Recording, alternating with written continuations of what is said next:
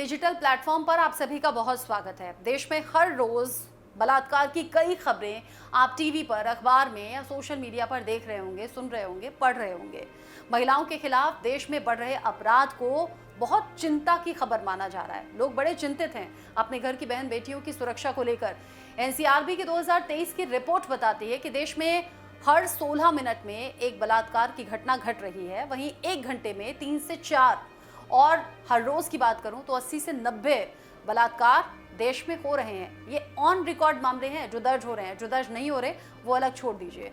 NCRB की report के मुताबिक भारत में साल 2022 में 31,516 बलात्कार के केस दर्ज किए गए हैं।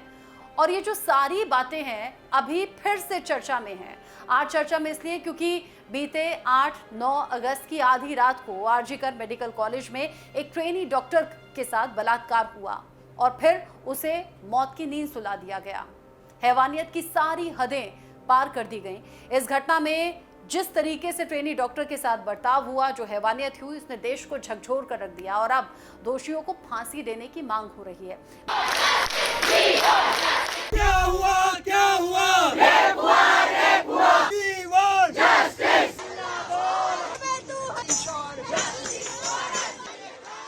लेकिन क्या आपने सोचा कि इससे पहले भी कई केसेस में बलात्कारियों को फांसी की सजा सुनाई जा चुकी है, फिर भी अपराधी बेखौफ हैं और आए दिन बलात्कार की खबरें हमें सुनने को मिल रही हैं, देखने को मिल रही हैं। तो फिर सवाल ये उठता है कि रेपिस्ट रेप क्यों करते हैं?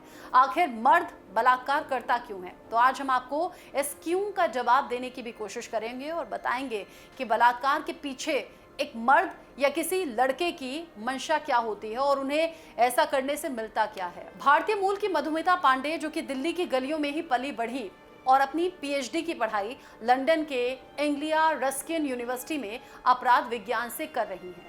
रिसर्च के दौरान मधुमिता ने दिल्ली के तिहाड़ जेल में सजा काट रहे ऐसे 100 रेपिस्ट का इंटरव्यू लिया। इंटरव्यू लेते वक्त मधुमिता की उम्र 22 साल थी। इंटरव्यू से पहले उनका मानना था कि जो रेपिस्ट होते हैं वो बेहद क्रूर और राक्षस प्रवृत्ति के होते हैं। जैसा कि समाज में भी लोग यही कहते हैं, दरिंदा है, हैवान है। लेकिन इंटरव्यू के बाद मधुमिता की ये धारणा गलत साबित हुई। वो बताती हैं कि जब वो इंटरव्यू ले रही थी तो सजा काट रहे रेपिस्ट एक आम इंसान की तरह ही बिहेव कर रहे थे, बात कर रहे थे। आगे मधुमिता बताती हैं कि उनमें ज्यादातर लोगों को बलात्कार का मतलब ही नहीं पता था और ज्यादातर लोग बलात्कार के पीछे का कारण विक्टिम को ही मानते हैं। ऐसा नहीं है कि वो लोग अपनी गलती नहीं मान रहे, लेकिन उन्होंने बलात्कार किया है इस बात को नहीं स्वीकारते। स्वीकार करने से साफ मना कर दिया। इंटरव्यू के दौरान एक 49 साल के अपराधी ने बताया कि उसने एक 5 साल की बच्ची जो कि भिखारी थी उसके साथ रेप किया, लेकिन उसके पीछे का कारण पूछने पर उसने कहा कि उस लड़की ने ही उसे रेप करने के लिए उकसाया और उसकी मां का आचरण भी समाज में सही नहीं था, जिसके कारण उसने बदला लेने के लिए उसका बलात्कार किया। इन सब के लिए सबसे बड़ा कारण समाज को ही माना जाता है। शुरू से ही समाज में पुरुषों को शक्तिशाली कहा गया है, जिसका प्रदर्शन कर वो अपनी मर्दानगी दिखाकर समाज में खुद को बलशाली बताने की कोशिश करते हैं, यानी कि ताकतवर बताने की कोशिश करते हैं। समाज में आज महिलाओं को कमजोर और सिर्फ घर के कामकाज और पुरुषों के शारीरिक जरूरतों को पूरा करने के लिए ही एक जरिया कहा गया है। कोई भी जीव हमेशा से अपने बल का प्रयोग अपने से कमजोर पर ही करता है और बलात्कार जैसी घटनाएं इस बात का उदाहरण है कि पुरुष समाज में अपना दबदबा बनाए रखने और दोस्त यार की नजर में खुद को मर्द साबित करने के लिए अपने बल का प्रयोग महिलाओं पर करते हैं।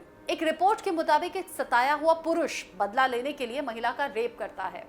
एक मानसिक तनाव से ग्रस्त पुरुष खुद को तनाव मुक्त करने के लिए महिला का बलात्कार करता है। समाज में लड़की को घर की इज्जत कहा जाता है, इसीलिए आपसी विवाद में भी सामने वाले को नीचा दिखाने के लिए उस घर की इज्जत, यानी कि घर की बहन बेटी के साथ बलात्कार की घटनाएं होती हैं। और ये सब समाज की ही देन है, जो समाज को पुरुष प्रधान समाज बनाने की मानसिकता रखते हैं, जिसके कारण पुरुष का शिकार हर बार एक महिला ही होती है।